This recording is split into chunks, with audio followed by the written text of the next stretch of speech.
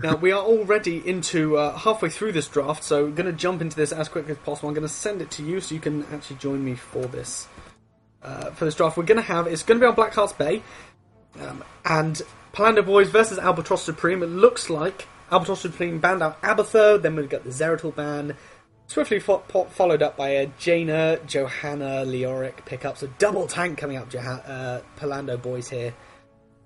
Banning out the Tyrande, which is a pretty strong ban up against a Jaina Muradin. Yeah, no, definitely. Because Jaina, with all her slows, can really set up the Tyrande arrows, the Lunar Flares, and that can mean for a really strong gank. And potentially just banning out the potential for an Owl build coming out of Tyrande, especially on Blackheart's Bay. Yeah. So Tyrande, interestingly, that hero that she was always reasonably strong in the last patch, but wasn't massively picked. And then in the latest pro play, she's just been everywhere. And I guess that a lot of that is influenced by Hero League, that Tyrande's an amazing character to play if you're playing as a 5. But if you're playing solo with 4 people you don't know, you probably don't want to pick Tyrande. Now, the main reason she's so good is, like, the vision she gives on large maps is phenomenal. But almost every single hero that can take an amplifying damage talent at level 16 in professional play does, and that's Sylvanas with her crippling poison, with her poison, that's Nova with her crippling shot. Who else has damage amps? A couple other heroes, but Tyrande gets that ability at level 1. That's her trait, that's what makes her so strong. Now, really interestingly, we're going to have Azmodan. Reyna picked up for Albatross, but Azmodan as Polando Boy's final pick. Azmodan. I'm not sure I'm seeing this draft right. Azmodan. See, now I was going to say I actually see this draft really well.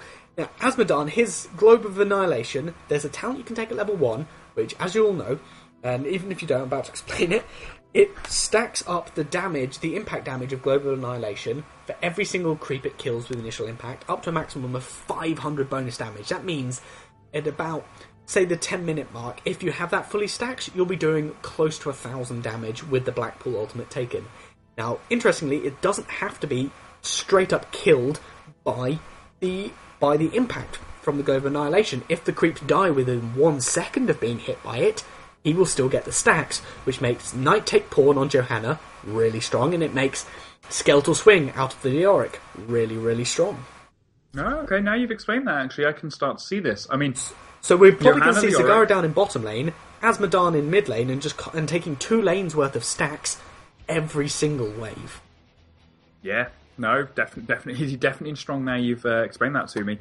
And Johanna Leoric is a fantastic tank combo. We often refer to them as the super tanks. Have both of them on your team is absolutely crazy. Johanna having that huge pool of health you just cannot chew through, and Leoric having that crazy sustain, and he brings a lot of damage to the board as well. He's not going to deal as much as your assassins, but he can still deal a lot in a double tank comp. So they're not lacking for damage on this with this team. Azmodan and Zagara are both going to deal chunks and chunks of damage. Leoric's going to follow it up with a little bit of more, but they're going to provide that front line that no one can get through to get to the Azmodan and the Zagara. So I can see this team now. Now you've helped me out there. You described the Leoric and Johanna as kind of super tanks in a way, and the reason Johanna is picked up all the time, she's by far the best solo tank.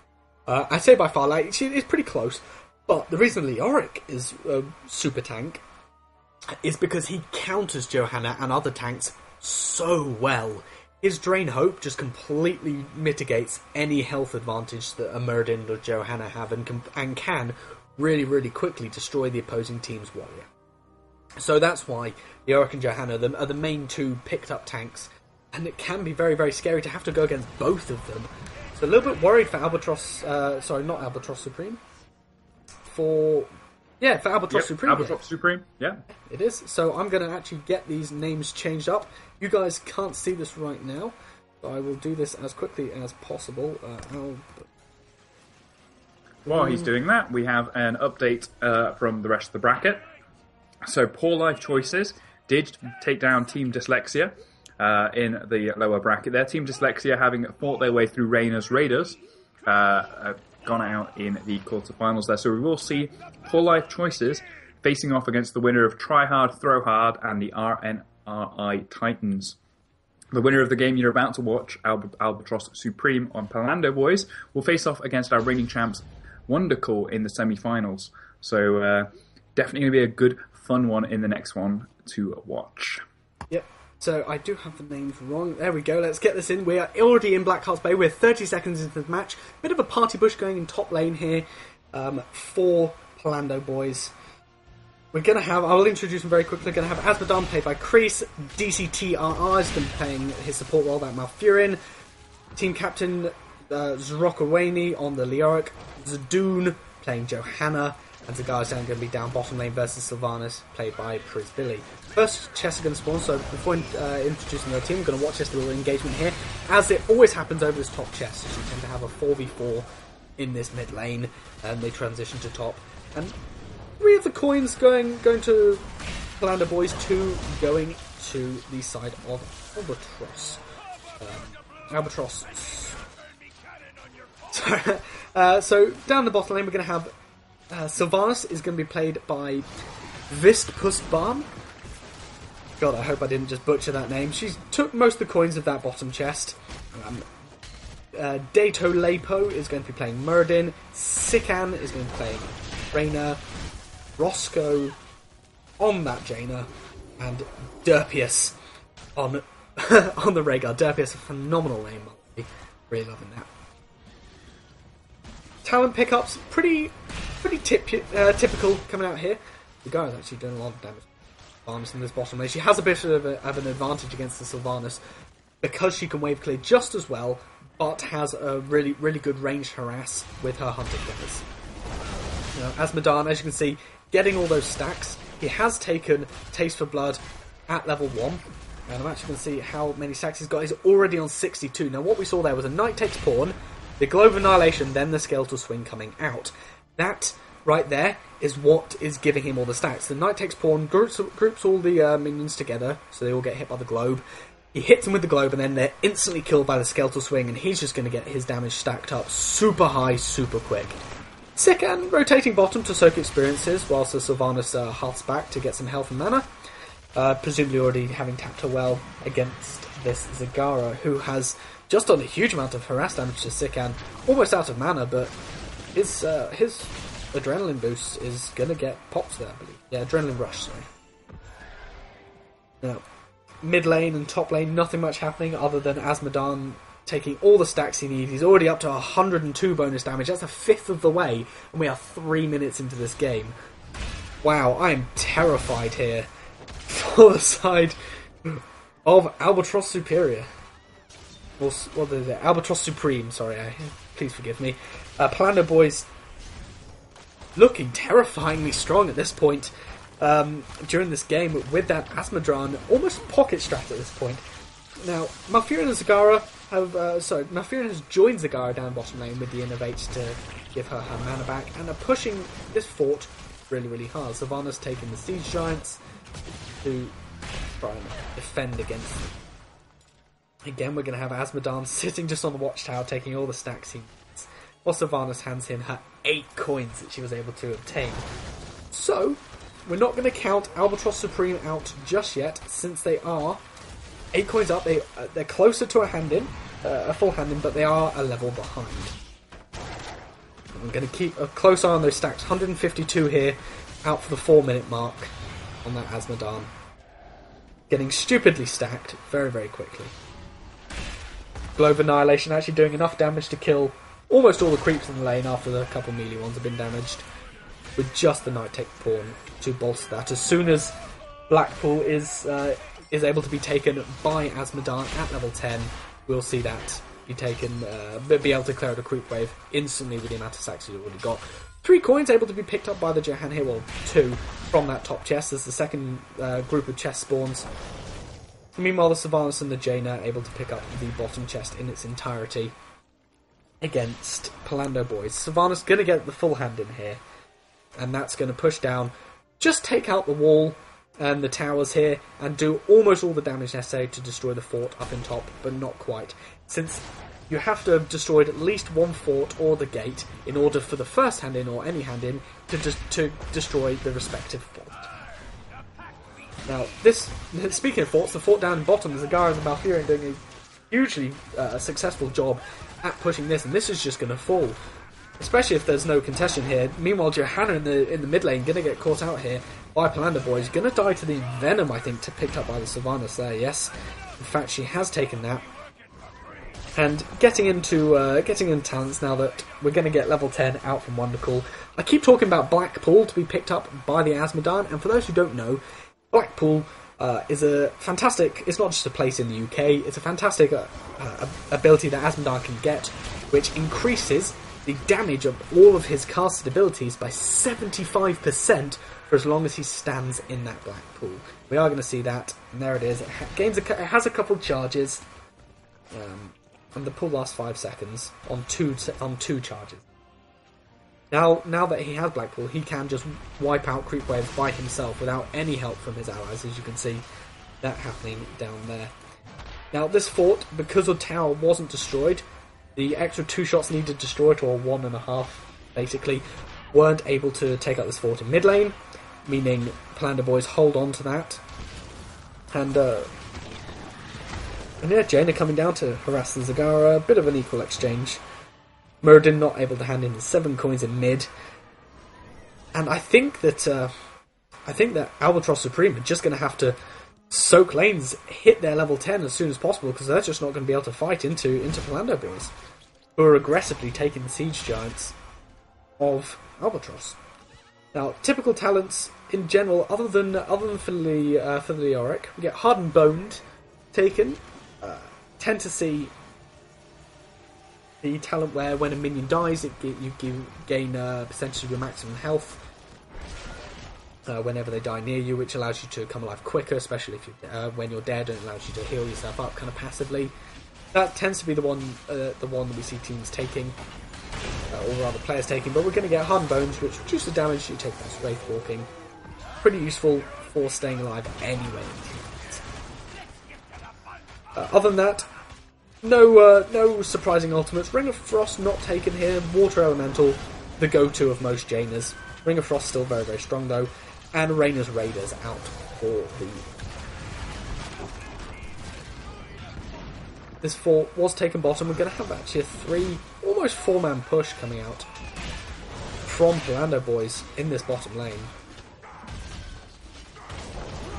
Meanwhile, Azmodan, let's quickly check on his stacks. I am losing a few frames every now and then, so I do apologise for that. But he's on 328, 8 minutes into the game. He's going to be at 500 by probably the 11-12 minute mark, and that's huge for him. Now, what we see here is a really risky but potentially fantastic play out from Albatross Supreme, taking this boss whilst they actually lose a keep down in bottom, so maybe not as good as it could be. Take this boss, it's going to help them push. Well, like I said, they lost the keep, and in fact, Polando boys are just pushing for the core. They're putting some damage onto it, not going to be able to take the shields. They've taken a keep, and they're just going to back off from this. This means that Polando boys are just going to be able to ignore the bottom lane in its entirety at this point. Chests are spawning, so they're going to be able to take them. Azmodan cleaning up the top chest, and potentially going to get picked up here. The Jaina come in, dropping the slows, Blizzard come down, but Malfurion there. Going to heal him, drop the roots and the tranquility immediately, trying to keep him alive. Silence comes out from Sylvanas, not going to do enough to kill off the Azmodan. Reyna coming in from the back. Fantastic Devouring Maw out from Prisley on that Zagara. Going to catch out 2, and the Sylvanas and Rhaegar are going to get picked up immediately after that. Reyna falling very low to the Johanna, going to get hit by the Condemn on the slow, and she's going to pick him up. Muradin, in the meantime, not in a good spot. He has 8 coins on him. He's going to dwarf top himself over the wall, but Johanna already in position to chase him off. He's going to fall. The Brute from Malfurion missing, but the Condemn not. And that is going to be 4 for nothing there. All in on the Azmodan, and he didn't even die. And that's going to be, presumably, another successful hand-in for Polando boys, who look really, really dominating in this fight. The boss, meanwhile, for Albatross Supreme, did take this top keep. This top fort, and was able to do a little bit of damage to the walls, mostly cosmetic with that, with the tower ammo being The Oric's going to hand in 4 of his 9 coins to get the second hand in for Polando boys, and this will destroy the top fort very easily, and most of this middle keep, having the bottom keep already gone. As you can see, 27 coins currently held in total for the team of Polando boys. The Oric's going to get caught out here. Going to Wraith Walk himself away. He was able to Wraith Walk before the Muradin stun hit, so not too much of an issue. We see those hardened bones coming into play. Not taking that much. Wraith walking away.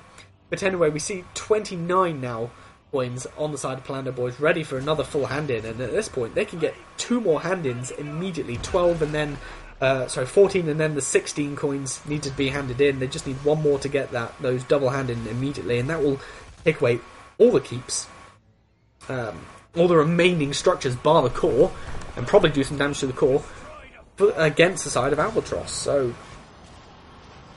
not looking good for them right now. Sylvanas not able to Hearthstone herself away. She's going to jump to the bridge, but the Malfurion route already set up. She lands in that immediately and gets picked off. Unfortunate there. The third hand in a row for Polando boys against Albatross Supreme. Going to pick up that fort. So the keep in middle. Keep saying fort and keeps the wrong way around. I'm going to get most of the entire wall in top lane and put a little bit of damage on. We're going to have a bit of a fight here happening. Zagara's taking a lot of damage here. Alpha Malfurion did another huge Devouring Maul. Sylvanas is still dead, but the Devouring Maul landed on 2. Great Ice Block out from Jaina, dodging the Condemn. The Ancestral Healing dropping down onto the Rainer actually. But wow, that Globe of Annihilation from the Azmodan coming out, hitting 2 members and kind of chunking their health down by half. He is very, very few stacks away from the full 500. In fact, 456, 464 now with that Globe. And he's able to just kind of do Jaina's health in half every single globe. Then bring the talents back up here so you can see what's been taken. Azmodan, not a usual pickup, so I'm going to go over his. We get Taste of Blood at level 1, Army of Hell level 4, level 7, get Infernal Globe out to increase the speed it travels at. And it adds a little dot, but it's mostly the speed it travels at. March of Sin, so you can move whilst marching, and Blood for Blood. Now typically, or at least typically in the past, you used to not get Army of Hell at level 4. You used to get your beam, your All Shall Burn kind of laser beam of death. You used to get that healed you at level 4. Able to give Azmodan some sustain, but he's been in such a good position all game that Army of Hell is easily a fantastic pickup at this point. That hand in, doing some damage to the core. 78%. They have 13 out of the 18 coins they need. That was the 2 hand-ins, now 4 hand-ins in a row. 15 coins now in total for the side of Polando boys, and they look unstoppable at this point in the game. This Globe of Annihilation come down, actually missing on everybody, but not the end of it. Not able to get a hand in here. I think Polando boys are just going to have to retreat as hastily as they can, as level 16 is finally out for Albatross Supreme. Northern Exposure, very, very ham talent out for Jaina. As you can see, that's a level 16 talent, increasing the damage they take by 25%. That's another damage amp, which Nick and I briefly described during the draft screen, why Turan's picked up very often and why she's so strong. Northern Exposure is one of those talents which demonstrates how good amplifying damages are, as is Cold Embrace out of this. So in the meantime, potentially going to have a fight up top here. This boss has respawned. In the meantime, the Sylvanas Wailing Arrow actually comes out, lands on 3, pretty good there. But the Globe of Annihilation from the Azmodan hugely takes out the Rain or the Sylvanas. I couldn't remember which one. Immediately after after a little bit of damage down, that's going to be 4 dead to the side and a full hand in. The Black Hearts barrage from the Ghost Ship going to destroy the core at the end, and we're going to get a little life buff from Jaina. Just a signal. Just to kind of close off the game. So, Polando boys showing, again, utter domination in that game. Very well played by them, and you can join me back, Nick. Welcome back. I have come back. I was just waiting for a time to jump in there. So, Polando boys looking very, very strong there. They are going to move on to face Wondercall, which I believe will be a fantastic matchup there.